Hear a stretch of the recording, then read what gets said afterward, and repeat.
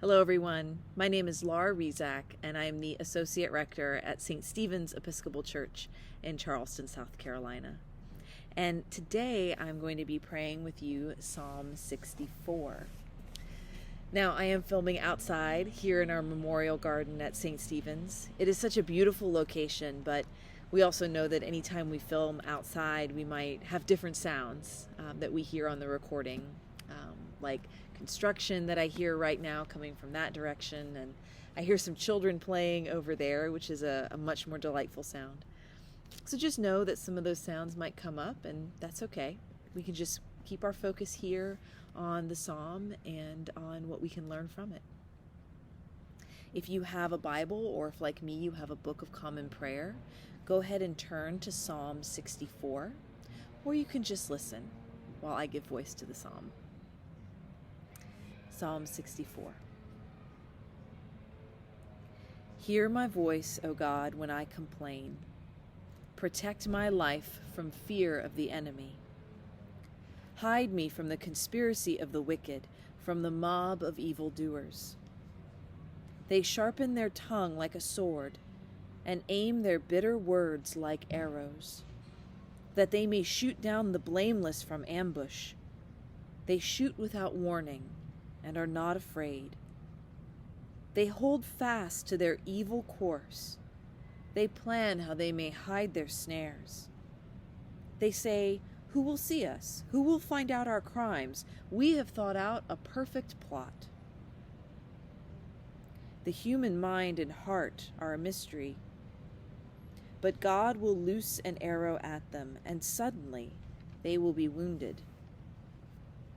He will make them trip over their tongues, and all who see them will shake their heads. Everyone will stand in awe and declare God's deeds. They will recognize his works.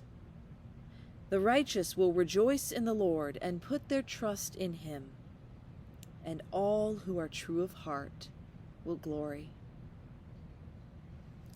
Psalm 64.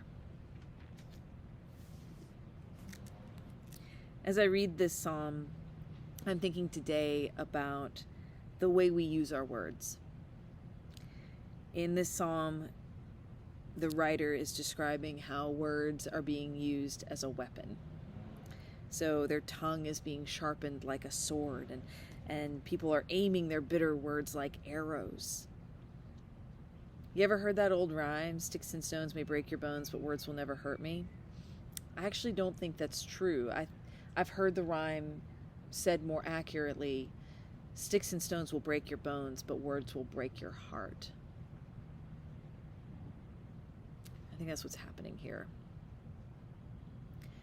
You know, when we use our words as weapons, when we lie, when we gossip, when we call people names, whether that's names directed at them as an individual or directed at them because of some characteristic they have, when we use words that are racist or are homophobic or are sexist, when we use words to be cruel. Sometimes folks who do that when they have power in a system, they can get away with it for a time.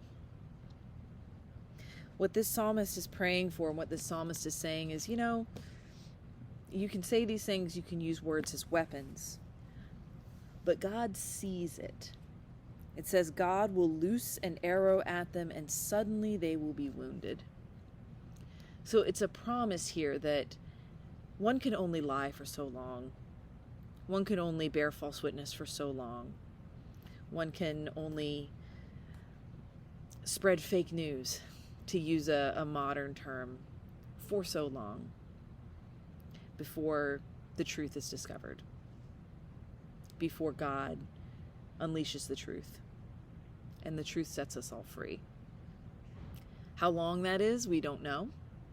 That's in God's time. But ultimately, our God is the God of truth. And lies and gossip and weaponous words, they have no place in God's kingdom. Be well.